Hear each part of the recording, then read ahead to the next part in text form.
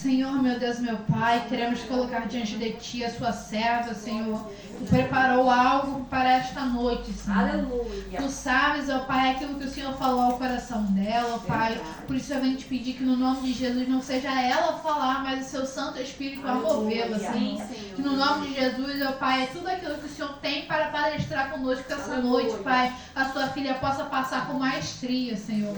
Que no nome de Jesus o Senhor tire todo o nervosismo, Pai. E que nela, Pai, só habite o Espírito Santo de Deus, Senhor. Abre o nosso entendimento para ouvir e entender aquilo que o Senhor tem para nós nessa noite. É o que eu te peço em nome de Jesus. Amém.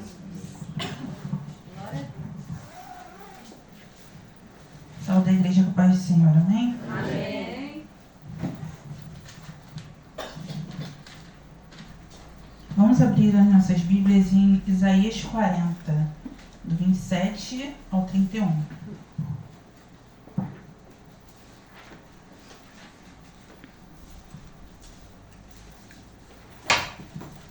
Aleluia. Amém.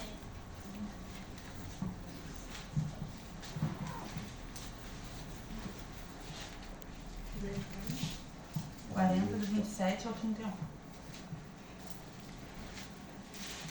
Amém? Amém. Por que, pois, reclamas, ó Jacó, e por que te queixas, ó Israel? O Eterno não se interessa pela minha situação. A versão é um pouquinho diferente, irmão, mas é a mesma palavra. O meu Deus não considera a minha causa? Não sabes, não ouviste que o Eterno, Yahvé, o Senhor, o Criador de toda a terra, não se cansa, nem fica exausto? Sua sabedoria é insondável, seu conhecimento é incompreensível. Faz forte ao cansado e multiplica o vigor dos que estão fatigados. Ora, até os adolescentes se cansam e ficam exaustos, e os jovens tropeçam e caem. Mas aqueles que esperam no Senhor renovam suas forças, voam alto como águias, correm e não se fatigam, caminham e não se cansam. Amém. A igreja pode se Glória a sentar. Deus. Amém. Glória. Aleluia. Aleluia. Quando eu estava lendo essa palavra, Aleluia. confesso que a minha líder Ana Luísa me fez sair da zona de conforto. Que ela falou assim, a gente sempre prega as mesmas coisas. Eu falei assim, me dá uma palavra diferente, porque realmente a gente prega as mesmas coisas, a gente não está aprendendo nada, a gente só está reforçando aquilo que a gente já sabe. E aí eu falei assim, uma palavra sobre cansaço. Onde eu posso achar cansaço aqui na Bíblia? E Deus me levou lá em Êxodo 15, 22 a 27. Quando eu estava perguntando para o Senhor a respeito do cansaço, né? Qual a primeira coisa que a gente faz quando está cansado? A gente fala, ai, tô cansado. E fica, às vezes, reclamando, ai, eu tô cansado, ai, é muita coisa. E aí, quando eu li essa palavra aqui, eu pude entender um pouco melhor o que o Senhor queria passar para a igreja. Obrigada. Êxodo 15, do 22 ao 27. Essa passagem é depois que Moisés passa com o povo pelo Mar Vermelho. Mais tarde, Moisés conduziu os filhos de Israel desde o Mar Vermelho até o deserto de Sur. Durante 3 dias caminharam para dentro do deserto, sem encontrar água. Todavia, quando chegaram a Mara, não lhes foi possível beber da água dali, porquanto era amarga. Esse é o motivo pelo qual o lugar passou a ser chamado de Mara. Então, o povo começou a reclamar a Moisés, inquirindo, que haveremos de beber? Moisés clamou ao Senhor e ele indicou um arbusto. Moisés o pegou, o lançou sobre as águas e essas tornaram-se boas para beber. Foi Mara que Yahvé entregou aos israelitas leis e ordenanças e submeteu à prova a obediência deles ao Senhor, declarando: se ouvires atentos à voz de Yahvé, teu Deus, e fizeres o que é reto diante dos seus olhos, se deres ouvidos aos seus mandamentos e guardares todas as suas leis, nenhuma enfermidade virá sobre ti, das que enviei sobre os egípcios, pois eu sou Yahvé, aquele que te restaura. Então chegaram a Elim, onde havia 12 fontes de águas, e 70 palmeiras, e acamparam junto às águas. Aqui nós vemos que 3 dias depois do milagre, o mar se abrindo na sua frente, você passando a pés enxutos, e 3 dias depois você já está murmurando contra o Senhor. A gente vê que a murmuração já vem desde o começo. E a gente vê que, por mais que a gente tenha acabado de sair de uma bênção, a gente murmura com o Senhor, a gente reclama, a gente nunca está satisfeito. A gente sempre acha que poderia ser do nosso jeito. Continuando aqui, lá em Êxodo ainda 16, de 1 a 4, tem a continuação. Partiram de Elim, e toda a congregação dos filhos de Israel chegou ao deserto de Sim, que situa-se entre Elim e o Sinai. Foi no 15º dia do 2º mês, depois que deixaram o Egito. Toda a comunidade israelita começou a murmurar contra Moisés e Arão, em pleno deserto. E os filhos de Israel reclamaram com Moisés e Arão: Antes fôssemos mortos pelas mãos de Yahvé, na terra do Egito, quando estávamos sentados próximos às panelas de carne e podíamos comer pão com fartura. Evidentemente, nos trouxeste a esse deserto para fazer toda essa multidão morrer de fome. Então Yahvé disse a Moisés: Eis que farei descer pão do céu. Sairá o povo e colherá a porção de cada dia, a fim de que eu o ponha à prova para ver se anda ou não na minha lei. Então a gente vê todo tempo que Deus está provando o povo de Israel. E como o povo de Israel reage? Sempre murmurando. E sempre é por falta de comida, por falta de água, é sempre alguma coisa assim. E aí isso me remeteu ao cansaço. Vocês imaginam fugir do Egito, atravessar o Mar Vermelho, ficar 3 dias andando e não ter água para beber. Só que isso não é motivo de murmurar. A gente vai ver mais para frente a diferença de murmuração e de lamentação. Continuando aqui, Deus também falou comigo a respeito dessa parte de murmuração em Êxodo 32, de 1 a 6. O povo exige deuses de ouro. Quando o povo de Israel percebeu que Moisés tardava muito a voltar do alto do monte, juntou-se ao redor de Arão e exigiu-lhe: Vamos fazer-nos deuses que vão à nossa frente, porque a esse Moisés, a esse homem que nos fez subir da terra do Egito, não sabemos o que lhe aconteceu. Moisés estava demorando muito para descer, eles tinham achado que Moisés tinha morrido. Arão consentiu e orientou-os: Tirai os brincos de ouro das orelhas de vossas mulheres, de vossos filhos e filhas, e trazei-nos.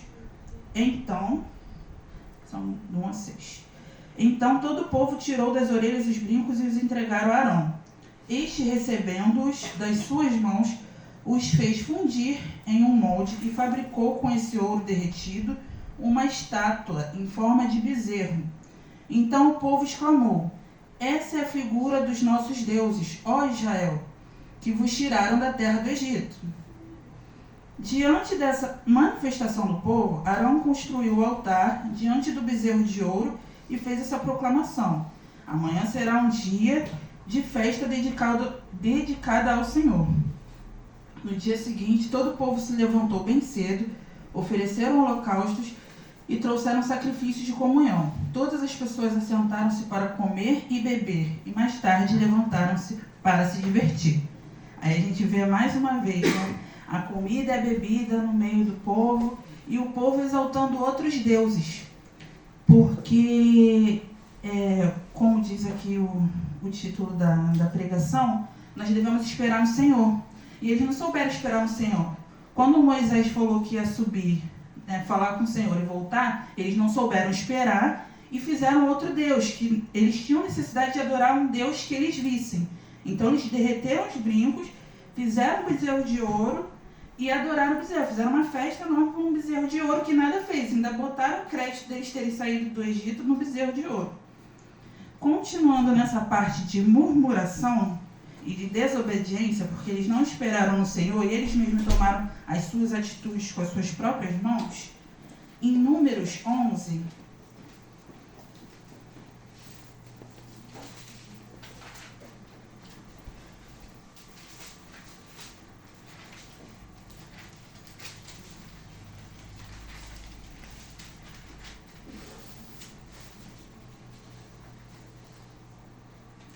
Números 11, de 1 a 9.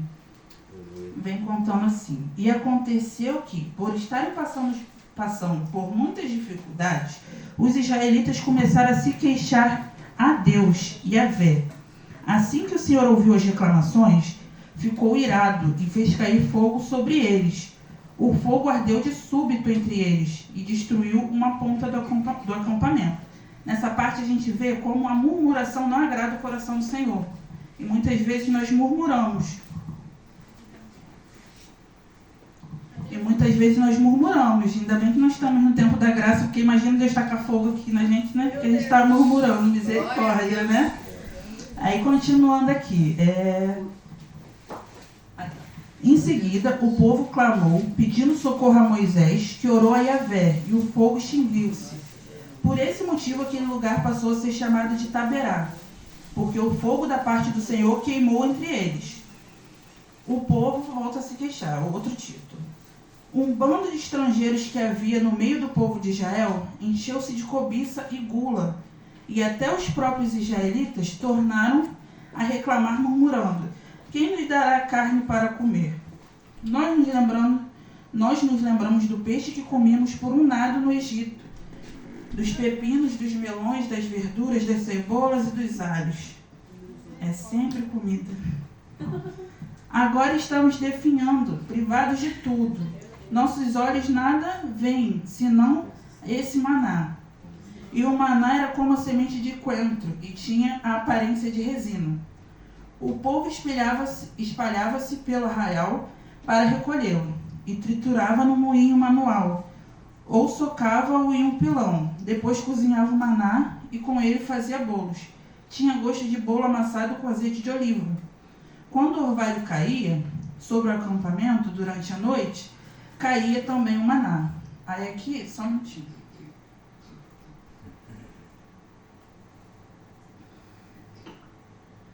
Deus me atentou a essa parte que diz assim: um bando de estrangeiros que havia no meio do povo de Israel se encheu de cobiça e gula, e até os próprios israelitas tornaram a reclamar murmurando: quem nos dará carne para comer? E aí muitas vezes na nossa vida fora das quatro paredes aqui da igreja, nós lidamos com pessoas que não são da nossa religião, que não tiveram a mesma educação que a nossa, e essas pessoas, pelo nosso convívio, muitas vezes a gente influencia elas, mas muitas vezes nós nos deixamos influenciar pelas atitudes delas. Então, esse povo que chegou, ficou reclamando, ficou assim: nossa, Ana Luísa, não tem uma carne para comer, só tem esse negócio aqui com gosto de azeite, sabe? Ficava reclamando, murmurando. E Deus não se agrada disso. E Deus já tinha atacado fogo e o povo não aprendeu e continuou murmurando. E Deus me leva a falar para a igreja que Ele não se agrada de murmuração, que é você reclamar do que o Senhor faz para você. Deus tinha tirado o povo do Egito, da escravidão, fez passar pelo Mar Vermelho. 3 dias depois, eles já estavam reclamando que não tinha água, que não tinha comida. Entendeu? Sendo que Deus já fez um milagre daquele tamanho, não poderia ser capaz de dar um prato de comida para eles? Prato não tinha prato na época, mas vocês entenderam. É nervosismo. Mas dar a provisão da comida para eles, poderia. Mas quando a gente está cansado, foi até que eu escrevi aqui, quando estamos cansados, perdemos a racionalidade. Nós fazemos e falamos coisas sem sentido e que não agradam ao Senhor. Aí, passando para a parte de lamentação, a gente vai lá para Jeremias. Lamentações de Jeremias. Lamentações 3. E muita gente lê só aquela parte que é a bondade do Senhor se renova a cada manhã, mas a gente não para prestar atenção no contexto. Deus me levou muito ao contexto dos textos nessa pregação. Aqui está... Posso ler, irmão? O texto diz assim: eu sou o homem que testemunhou a aflição trazida pela vara corretiva da ira de Deus. O Eterno me guiou e me fez passar pelas trevas, não pela luz. Ele pessoalmente me atacou de uma hora para outra e esbofeteou-me vez após vez, durante todo o dia. Fez envelhecer o meu corpo e a minha pele, esmagou os meus ossos. Sitiou-me, envolvendo-me em grande amargura e lamento. Só um minutinho. Jeremias 3. Agora vou ler o versículo 6. Fez-me habitar na escuridão, como os que há muito desfaleceram e morreram. Cercou-me de muros e não consigo escapar. Atou-me a pesadas correntes. Mesmo quando chamo ou grito por socorro, ele rejeita a minha oração. Fechou os meus caminhos com rochas lavradas e fez tortuosas minhas veredas. Ele foi como um urso à espreita e um leão emboscado. Desviou os meus caminhos, me despedaçou e me abandonou. Armou seu arco e me fez de alvo de suas flechas. Feriu meu coração com flechas de sua aljava. Tornei-me objeto de zombaria de todo o meu próprio povo. Nas suas canções eles se escarnecem da minha pessoa o tempo todo. Fez-me comer ervas amargas e fartou-me de fel. Arrebentou os meus dentes, enchendo minha boca de areia, e pisoteou-me na cinza. Tirou-me a paz, esqueci até o que significa prosperidade. Por esse motivo, exclamo. A minha força e alegria se esgotaram, como também tudo quanto esperava de Yahvé, o Senhor. Recordo-me da minha aflição e do meu delírio, do meu profundo sofrimento e do meu enorme pesar. Lembro-me bem disso tudo, e minha alma desfalece dentro de mim. Aí quando a gente lê até aí, a gente fala murmuração. Mas aí que vem a diferença. Aí continua. Contudo, quero lembrar do que pode me dar esperança. A bondade do Senhor é a razão de não sermos consumidos, porque as suas misericórdias não têm fim. Cadê? Aqui. Renovam-se plenamente a cada manhã. Grande a tua fidelidade. Sendo assim, digo a mim mesmo, a minha porção é o Senhor. Portanto, nele depositarei toda a minha esperança. Aleluia. Eis que o Senhor é bom e misericordioso, para com todos aqueles que nele esperam, confiantes, para com aqueles que o buscam. É muito bom aguardar confiante e em paz pelo socorro, a salvação que vem de Yahvé. É proveitoso ao ser humano suportar o jugo e o sofrimento próprios da sua juventude. Que esse período de provação sejam vividos em solitude e silêncio. Afinal, foi Deus que determinou a sua opressão sobre cada pessoa. Ora, põe o teu rosto rente ao pó da terra, em sinal de arrependimento, talvez ainda haja esperança. Dispõe a tua face a quem te deseja ferir, e engole a desonra e a humilhação. Porquanto Yahvé não te desprezará para sempre. Ainda que ele traga sobre ti muita tristeza, sua compaixão o amparará, pois imenso é o seu amor infalível. Aleluia. Afinal, não é do agrado de Deus trazer aflições, lamentos e pesares aos seres humanos, pisotear todos os cativos da terra, negar a quem quer que seja os seus direitos, assim desafiando o próprio Altíssimo, impedir o livre acesso de qualquer pessoa à justiça. Não estaria observando o Senhor tais atitudes? Quem poderá falar e fazer acontecer se assim Yahvé, o Senhor, não tiver orientado? Ora, não é pelas ordens do Altíssimo que procedem tanto as desgraças como as bênçãos? Como pode então o homem reclamar quando é punido por seus erros e pecados? Aqui já diz tudo, né? Primeira diferença, né? Porque parece que ele está reclamando. Parece que ele está... Oi? Lamentações o quê? 3. Do 1 ao 39.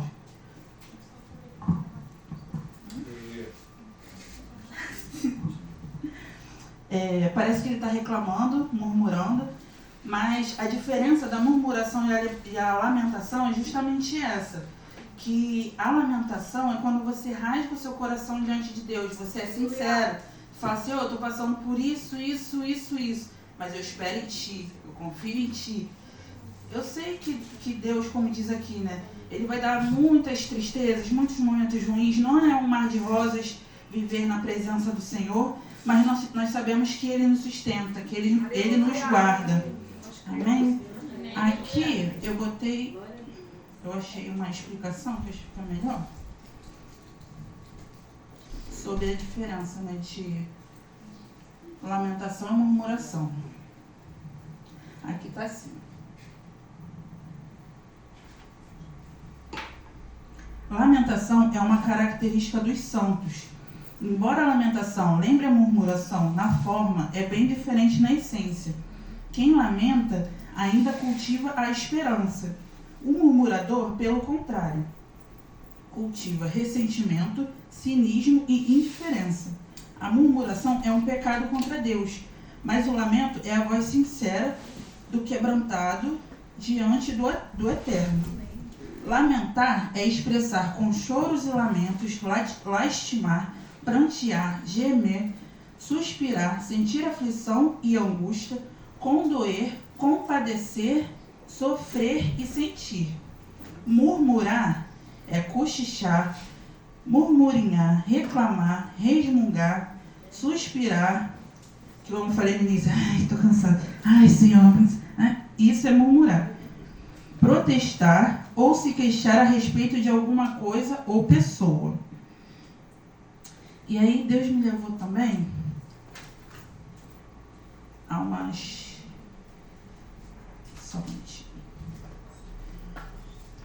palavras que confirmam isso que Jeremias fez no final, né? Que não é reclamar, é lamentar, mas que é continuar esperando no Senhor, confiando no Senhor. E aí tem alguns versículos aqui que eu vou ler que reforçam que nós devemos ter a confiança no Deus Todo-Poderoso.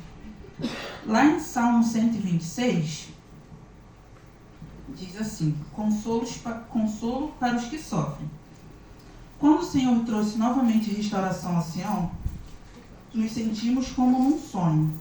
Então se nos encheu de riso a boca e a nossa língua de alegres expressões de louvor. Até nas outras nações se comentavam: o Eterno fez maravilhas por esse povo. Sim, realizações grandiosas fez o Senhor por nós. Por esse motivo estamos felizes. Senhor, traze os nossos cativos de volta, assim como enches o leito dos ribeiros no deserto de Neguebe. Os que em lágrimas semeiam, em júbilo ceifarão. Aleluia. Aquele que em parte chorando, enquanto lança a semente, retornará entoando cânticos de louvor, trazendo seus feixes. Aleluia. Como a gente acabou de ler, né? Não vai ser um mar de rosas, mas o Senhor vai estar conosco, nos sustentando, dando a provisão, sem murmuração. Porque se tiver murmuração, não tem o fogo, mas tem ainda a ira do Senhor, né? Nós não podemos desagradar o nosso Deus. Continuando aqui, lá em Salmos 46, diz assim: Deus é a nossa segurança e paz. Deus é o nosso refúgio e a nossa fortaleza, auxílio sempre presente na adversidade. Portanto, nada temeremos, ainda que a terra trema e os montes afundem no coração do mar, ainda que se encrespem as águas e se lancem com fúria contra os rochedos. Há um rio cujos canais alegam a cidade de Deus, o santo lugar onde habita o Altíssimo. Nela habita o Eterno, e por isso não poderá ser atingida. Ao romper da aurora, ele virá em seu socorro. Nações se agitam, reinos se abalam. Ele ergue a voz e a terra se derrete. O Senhor dos exércitos está conosco. O Deus de Jacó, obrigado, é a nossa torre segura. Vinde e contemplai as obras do Eterno e seus feitos estarrecedores por toda a terra. Ele dá fim às guerras até os confins da terra. Quebra o arco e despedaça a lança. Com chamas destrói os carros de combate. Cessai as batalhas, sabei que eu sou Deus. Serei exaltado entre todas as nações, serei louvado na terra. O Senhor dos exércitos está conosco, o Deus de Jacó é a nossa fortaleza segura. Aqui nós estamos falando que, diante de toda a adversidade que nós passamos ao longo da vida, seja assim, desde a nossa infância, né, até a gente crescer, nossos problemas escolares, para passar de ano, podem parecer coisas pequenas, mas quando a gente está passando é um grande problema. E aí Deus está falando que Ele está conosco em todos os momentos. Ele criou os céus e a terra, fez todo o universo. O que é matemática e português para o Senhor? O que é aquele probleminha que para a gente é desse tamanho diante do nosso Deus?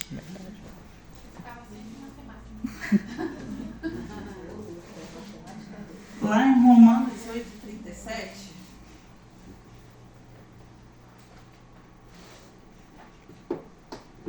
Romanos 8:37 diz assim: contudo, em todas as coisas somos mais que vencedores, por meio daquele que nos amou. Nós somos mais que vencedores em Cristo Jesus, irmãos. Nós somos mais que vencedores em Cristo Jesus. Nós devemos acordar todo dia com essa convicção nos nossos corações. Que os nossos problemas não vão ser maior do que o nosso Deus. Aleluia. Porque não é. Nosso Deus é maior que tudo, maior que habita em nós, amém? Amém. Verdade. E para finalizar aqui, em Mateus 11, de 28 a 30, diz assim: vinde a mim todos os que estão cansados de carregar suas pesadas cargas, e eu vos darei descanso. Tomai vosso lugar em minha canga e aprendei de mim, porque sou amável e humilde de coração, e assim acharei descanso para as vossas almas, pois meu jugo é bom e a minha carga é leve. Aqui diz, né, que Deus sabe que não é fácil, mas Ele não dá nada além do que nós possamos suportar. E mesmo quando está pesado, Ele diz para a gente sentar e aprender dele. Ou seja, nós devemos buscar no Senhor a solução das nossas causas, das nossas queixas, dos nossos problemas, das adversidades que nos cercam. Porque, como eu falei e volto a repetir, não é fácil. Não é fácil caminhar com o Senhor. Não é fácil, como eu falei da outra vez, quando gritam com você no trabalho e você ter uma reação de não responder. Só o Senhor mesmo para nos dar a graça. Né? Só o Senhor para nos dar a sabedoria. O Senhor fala que há tempo para todas as coisas. Há tempo de falar e há tempo de calar. Aleluia. Então, que nós venhamos sentar com o Senhor, como Ele diz na sua palavra, e aprender dEle, e ser como Ele, porque nós somos imitadores de Cristo. E a gente não via Cristo discutindo com os outros, eu estou certo. Não, então nós temos que ter sabedoria. Amém? Glória. Por isso que Deus botou no meu coração. Essa oportunidade.